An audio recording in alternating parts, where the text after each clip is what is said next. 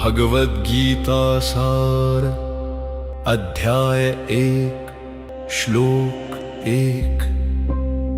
धृतराष्ट्र उवाच धर्मक्षेत्रे कुरुक्षेत्रे समवेतायुयुत्सव मामका पांडवाश्चैव किम कुर्वत संजय। धृतराष्ट्र कहते हैं, हे संजय, धर्मभूमि कुरुक्षेत्र में युद्ध की इच्छा से एकत्र मेरे पुत्र और पांडु के पुत्र, उन्होंने वहां क्या किया, अब इसका तात्पर्य जानते हैं। ये श्लोक हमें ये समझाता है कि धृतराष्ट्र भले ही कुरुक्षेत्र को धर्म क्षेत्र कहता है, लेकिन उसका मन पक्षपात से भरा हुआ है। वो अपने पुत्रों को मामका और पांडवों को अलग मानता है। इससे ये शिक्षा मिलती है कि जब मन पर मोह और आसक्ति हावी हो जाती है तो मनुष्य धर्म के सामने खड़े होकर भी सत्य को नहीं देख पाता। भगवद गीता सार अध्याय श्लोक 2। संजय उवाच दृष्ट्वा तु पांडवानिकं व्यूढं दुर्योधनस्तदा आचार्यमुपसंगम्य राजा वचनम अब्रवीत्।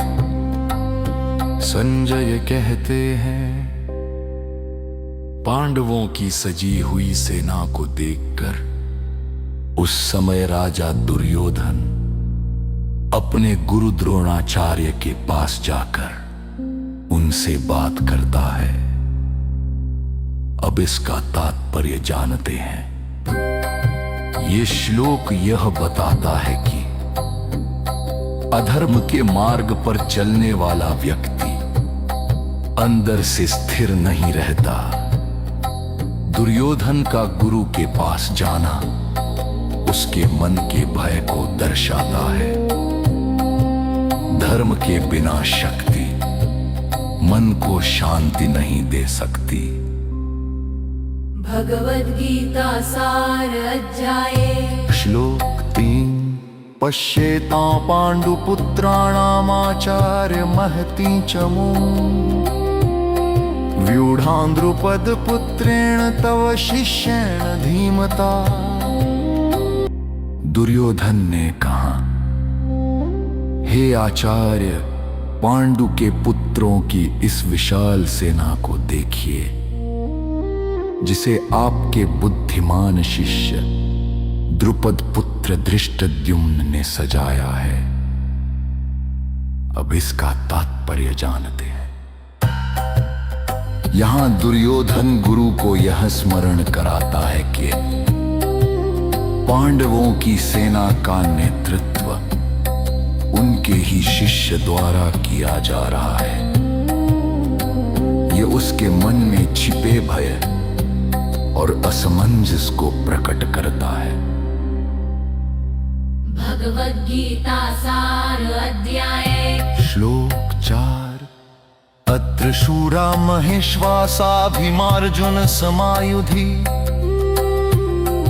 युयुधानो विराटश्च द्रुपदश्च महारथ। दुर्योधन ने कहा, इस सेना में भीम और अर्जुन जैसे महान धनुर्धर योद्धा हैं तथा युयुधान विराट और महारथी द्रुपद भी हैं। अब इसका तात्पर्य जानते हैं। दुर्योधन पांडवों के शक्तिशाली योद्धाओं को गिनाकर अपने मन के भय को व्यक्त करता है। जब मन भीतर से डरा होता है तो वह शत्रु की शक्ति को बार बार याद करता है। भगवद गीता सार अध्याय श्लोक 5। धृष्टकेतुश्चेकितानः काशीराजश्च वीर्यवान् पुरुजित् कुन्तिभोजश्च शैब्यश्च नरपुंगव। दुर्योधन ने कहा,